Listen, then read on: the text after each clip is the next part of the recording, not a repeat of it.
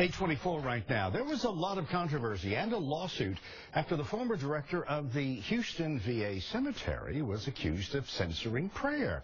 Now, that religious discrimination lawsuit was finally settled, but now the House has passed two amendments to a bill known as the Milcon VA bill to ensure religious censorship never happens again at veterans' cemeteries. Those amendments were offered by the Honorable Congressman Ted Poe, who joins us this morning in our Congressional Corner. Good morning and thanks for being here. Good morning, Jose. Okay, the amendments were offered by you, but what do they add to what we already have as laws for veterans? What it specifically does is prohibit the Veterans Administration from doing in other cemeteries what they did in the Houston cemetery, which was censor speech and censor freedom of religion. The local director had took upon herself to review the prayers, and if she didn't like them, she censored those prayers. So these amendments will allow religious freedom and freedom of speech at a burial when the veterans of foreign wars go and honor our war dead. It's a sad situation where you have our war dead go all over the world fighting for the First Amendment rights. Then when they come home to be buried, our own government was denying them the religious freedom of expression when those people were buried. So that will not happen any longer in any cemetery, whether it's Houston or whether it's Arlington or some other cemetery in the United States.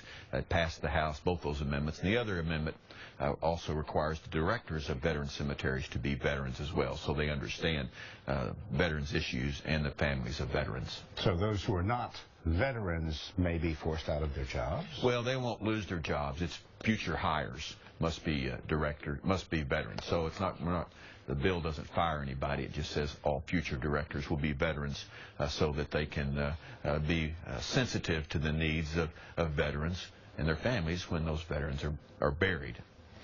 Last Tuesday, the state of Texas finally got a chance to give its say insofar as the Republican presidential nomination.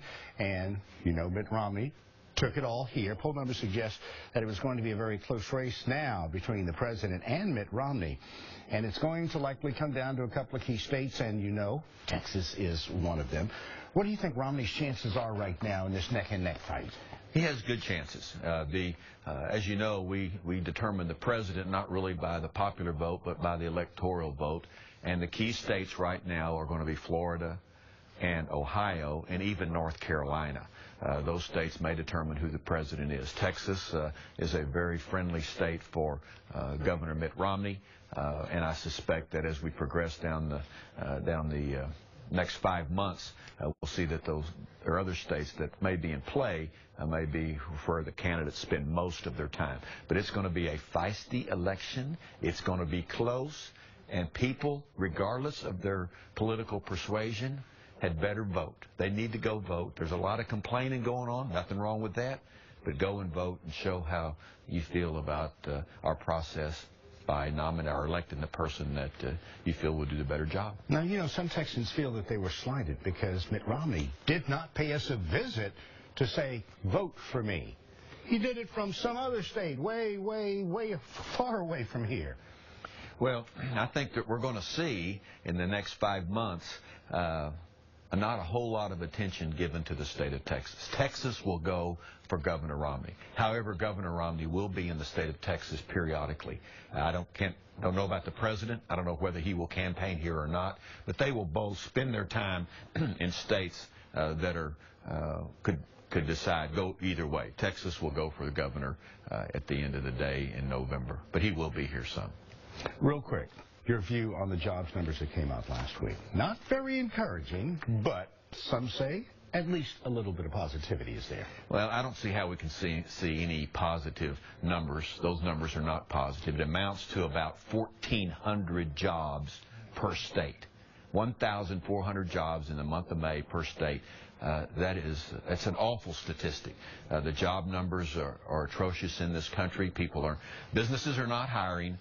People cannot get jobs because businesses are worried about the economy, about the taxes may go up, and so they're not hiring folks. Congressman Ted Poe, thank you so very much for joining us here, and I know you're going back to Washington tomorrow to start that fight all over. That's right, Jose. It's good to see you. But it's a gentle fight. That's right. Thank you.